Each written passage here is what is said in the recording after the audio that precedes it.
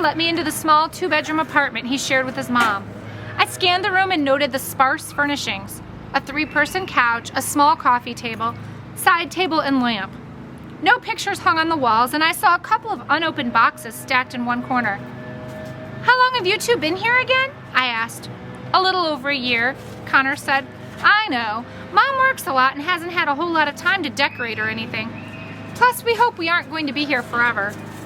I tried not to look too sad for Connor when I told him I hope so too. Connor barked as we unloaded our bags onto the small kitchen table. It only had 2 chairs.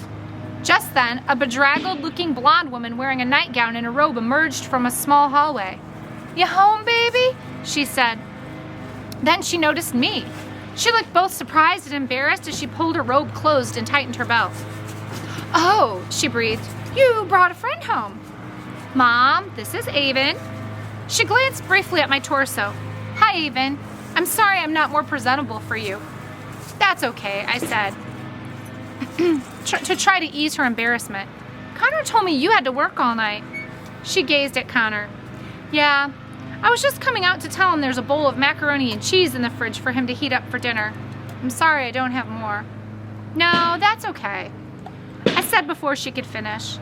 "Mom, Aven just came over for a couple of hours to play video games. Her mom will be picking her up before dinner." Connor's mom looked so embarrassed about the situation that I felt bad Connor hadn't been able to give her some kind of warning about me coming over. "I'm sorry for the surprise, Mrs. Bradley. I'm happy to finally meet you." "I'm happy to meet you too, Aven. It's nice to see Connor with a friend. Perhaps you can come over again on another day when I'm a little bit more myself." "Oh yeah, I'd love to." I don't know what got into me, but then I said to her, "And maybe you can come to the next Tourette support meeting with us." Connor jerked his head at me, and I immediately realized she knew nothing about it. Something I think I had already suspected. Her eyes were large with surprise. "Tourette support meeting?" she said slowly. Connor shrugged his shoulders.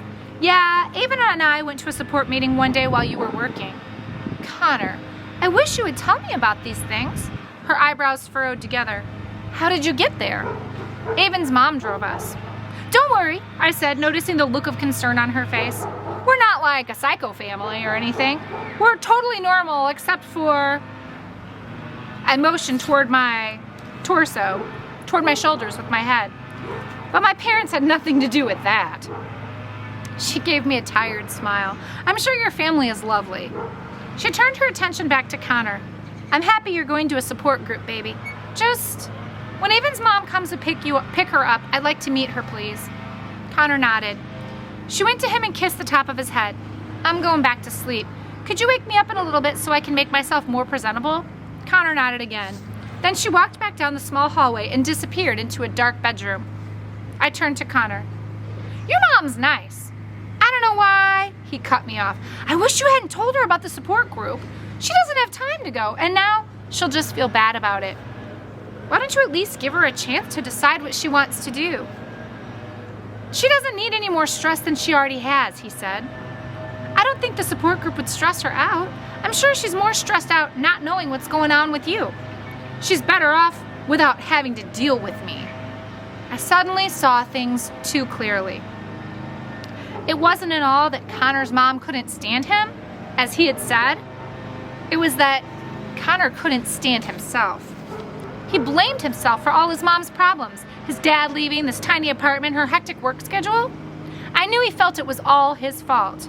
But from what I'd just seen, I strongly doubted if she felt the same way. "Connor, she's your mom. She doesn't deal with you. She loves you. Why don't you let her..." "Why are you always trying to fix me?"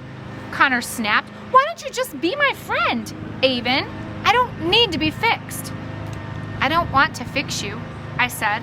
"I don't think you're broken or anything. I just want to help you. Friends help each other, don't they? I'd rather you just play video games with me. That's how you can help me." I lowered my eyes and ran my rainbow-striped flat over the dingy carpet. "Okay," I said, "but I won't stop going to the meetings. You can come if you want." I shrugged. "Whatever, I don't care." Connor's face softened, and he grinned. "Yeah, you do. And, yeah, I'll come." All right. I love that this chapter we get a little bit of a peek into the inside of Connor's family. From what we've learned so far, his parents have kind of been absent. His mom works all the time, his dad's gone, and he feels it's all his fault. But I think in this chapter we see the truth that Connor's really, really hard on himself, and he really does love his mom, and he doesn't want to give her any more stress than she already has. And we see how Aven is really working on him. She's so insistent that he goes to these meetings, and he gets kind of mad at her about that, but at the end, he really sees that she cares about him, and he's kind of just going to go along just because she's his friend, and that's really what she wants. When she said, "I don't care," he was like, "Yeah, you do," because he knows better. She is a good friend, and he's learned that about her. Chapter 22. Connor and I walked up to the door of the Tourette support group. "Here we go again," he said under his breath as I opened the door.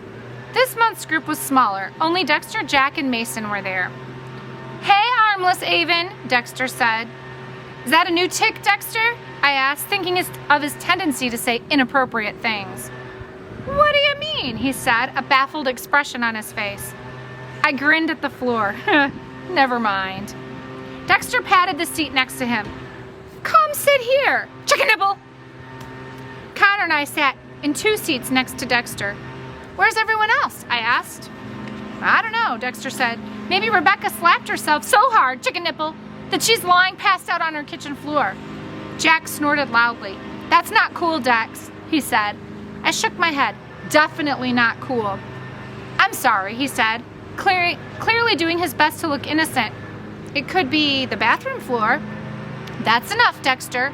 Andrea looked up from the clipboard she held on her lap. "That's almost crossing the line into making fun of instead of making fun with." She stared him down, but I could hear some playfulness in her voice. "I'm sorry." Dexter hung his head and stuck out his lip. "I won't do it again." He covered his mouth to hide his obvious grin.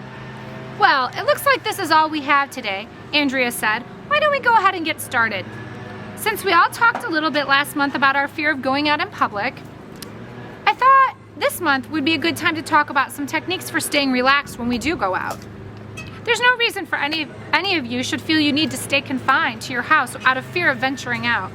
It's so important you all live your lives as normally as possible, and feeling comfortable when going out in public is a big part of that.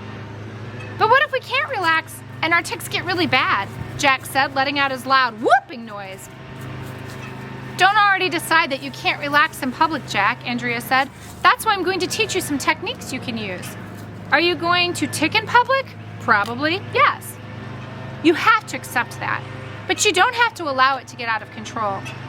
"Is this going to be about habit reversal training?" Connor asked, because I've already tried that.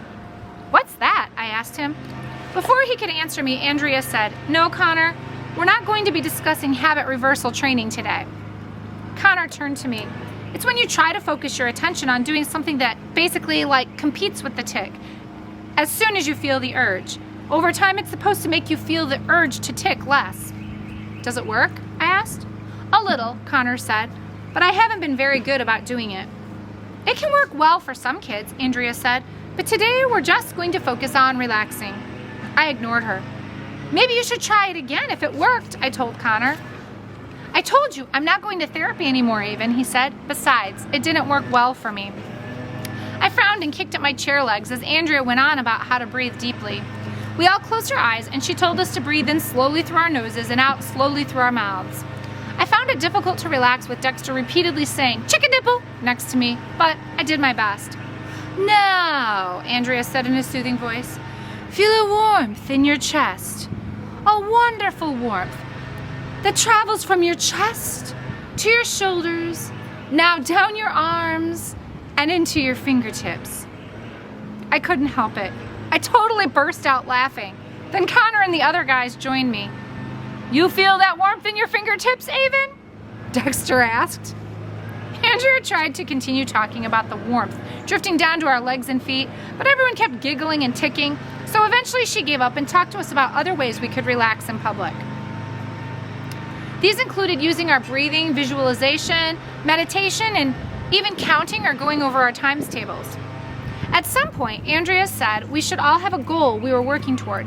It didn't need to be big, but something easily attainable. like my parents had always taught me, one small goal at a time. Dexter said he wanted to make it through a meeting without calling his mom to check the stove. Andrea said that was a good goal. Then Dexter asked if he could call his mom to check the stove. Jack said he wanted to talk to this girl at school he liked, not ask her out or anything, but just say hi. And Mason wanted to stop making farting noises.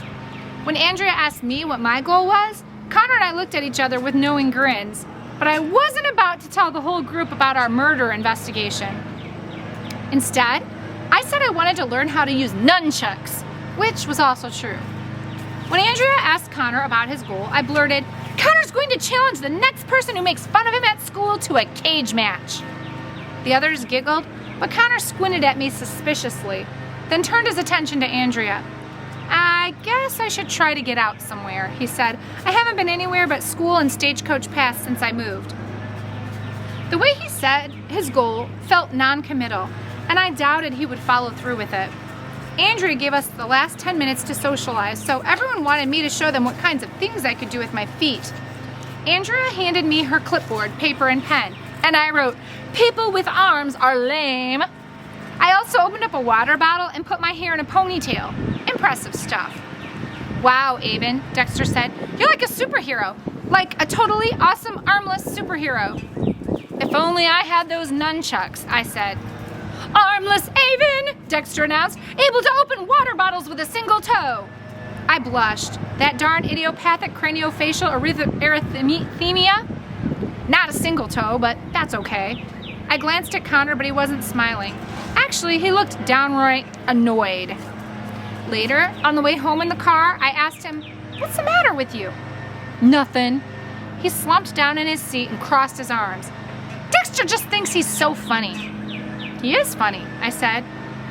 "I can tell you think he's funny, but I don't." He turned away from me so he could stare out the window. "He's starting to get on my nerves, calling you Armless Aven," he mumbled. "Someone at the support group calls you Armless Aven?